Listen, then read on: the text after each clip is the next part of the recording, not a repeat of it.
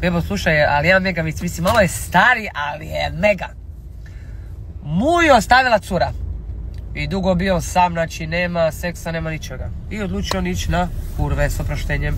I ode on u javnu kuću. Kaže, dobar dan, ja bi jednu lijepu prostitutku za mene. Kaže, nema problema Mujo, za vas, evo, soba broj 1, da vidiš kako vitka zgodna, sise petica.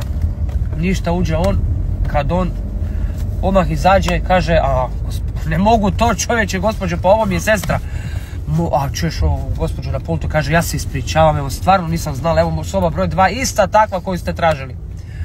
Uđe on, ali opet za čas se on opet vrati, kaže, pa kragu, pa ovo mi je sestra.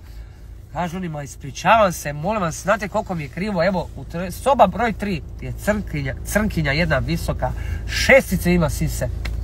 Uđe on, izađe, kaže, vrati se on opet, kaže, pa opet ovo mi je sestra.